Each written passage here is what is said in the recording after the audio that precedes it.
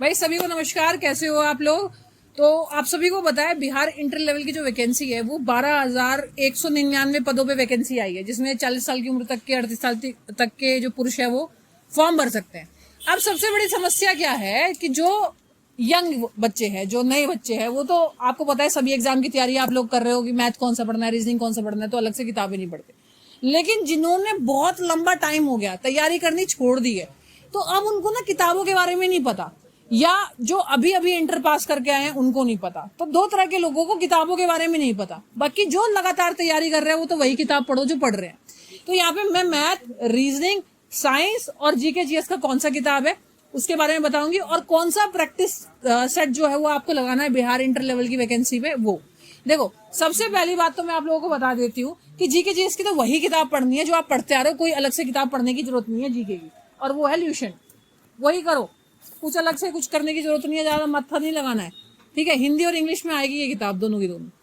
उसके बाद भाई मैथ जो है ज्यादा भारी नहीं आएगा, और रीजनिंग जी जो है वो ज्यादा भारी नहीं आएगा। आपको पता है कि मैथ जो है वो आपका 100 नंबर का है, तो अंकगणित आपको अरिहंत वाला पढ़ना है, ये वाला। ये आपको पूरे भारत में कहीं पे भी मिल जाएगी किताब, ठीक है। और आपको पता है, ठीक है, आपको पता है कि रीजनिंग आपका मैथ से ज्यादा नंबर का है, ठीक है। तो रीजनिंग की आपको अरिहंत की ये वाली किताब पढ़नी है, ये वाली, ठीक। उसके बाद मैंने जीके की किताब बता दी, मैथ की किताब बता दी, ठीक है। उसके बाद जो किताब आती है वो कौन सी आती है? उसके बाद जो किताब आती है वो आती है आपकी साइंस की। तो देखिए, साइंस की किताब ना मेरी बिल्कुल खत्म हो चुकी है, साइंस की किताब मैं ही निकालती हूँ, बिल्कुल खत्म हो चुकी है।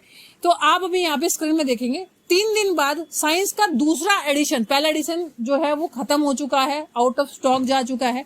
तो उसका नया कवर पेज, जैसे कवर पेज होता है ना, नया कवर पेज बन के आ रहा है उस बुक का। तो जब तक ये वीडियो आप तक पहुंचेगी तब तक वो प्रिंट होके आ जाएगी। तो ये जो बुक आपको स्क्रीन पे दिखाई दे रही है, तो ये वाली जो बुक आपको स्क्रीन पे दिखाई दे रही है, ये वाली आपको सेकंड एडिशन आ रहा है, ठीक है। द्वितीय संस्करण आ रहा है मेरी किताब का, दूसरी बार किताब आ रही है अपडेट होके, तो वो आप ले सकते हो साइंस के लिए, ठीक है। तो साइंस की बुक मैंने आपको बता दी, ठीक है।